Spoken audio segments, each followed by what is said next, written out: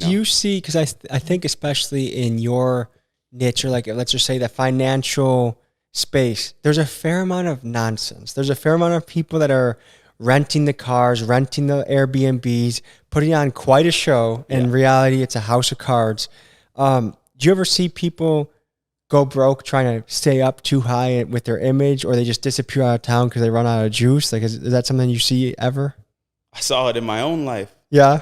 Man, I mean, I moved to LA. We skipped a couple steps of this story, but it's totally fine. I had made some money on the internet from the ages of 18 to 19. I had stacked up my first couple $100,000 from drop shipping.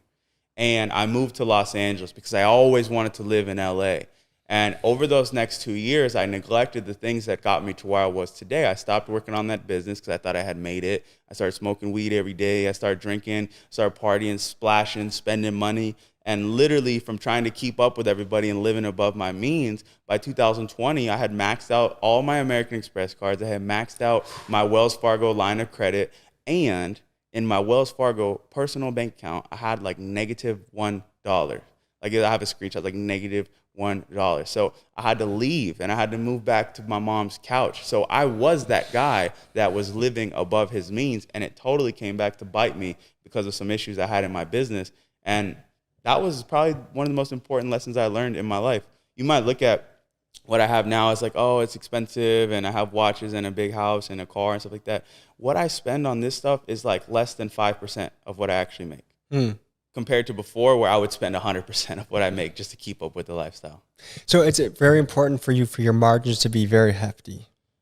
Of course, as it should be for anybody that runs a business, you know? Yeah.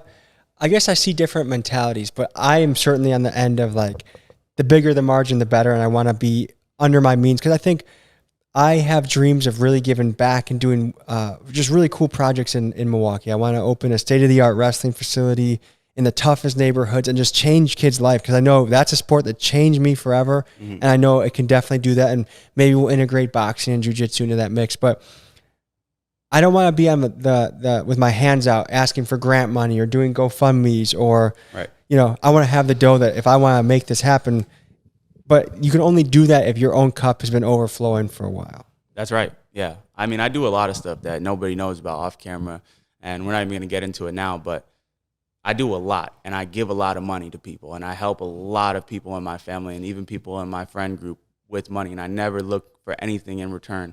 But the only reason I can do that is because of the position that I'm in, and I never forget that, you know. And what I've learned is the more that you give to the world, the more you get back, especially if you give without expectation and you just do it from the pureness of your heart.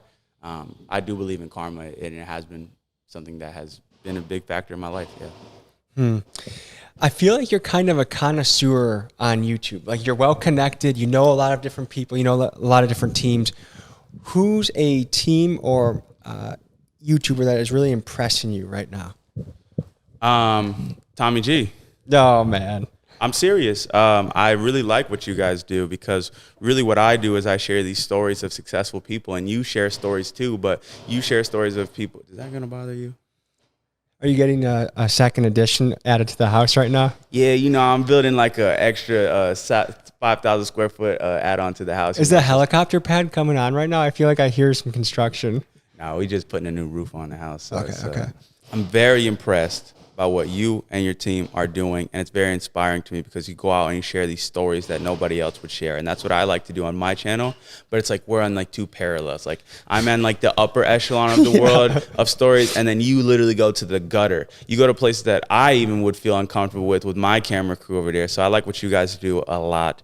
I really like what Ryan Trahan does, because he's now become one of the most viral guys on YouTube with the simplest format. He's so remarkable. He truly is, and he has only 3 people that he really works with on his team. So I would say those are 2 teams that I really like. But for me, I am like a YouTube like nerd. Like I watch probably too many YouTube videos. You know? Yeah. How many do you, I don't know if you keep track or like you try and limit yourself to a certain amount of social media a day, but how much YouTube do you feel like you're watching in a typical day? Like an hour or 2. Okay. Yeah. And is there anyone else? You were telling me a guy yesterday that is blowing it out of the water, doing insane stuff, maybe even more insane than our channel. Do you remember who that was? Tyler? Arab. Oh, Arab. This shit is loud. We'll be right back. Okay, folks.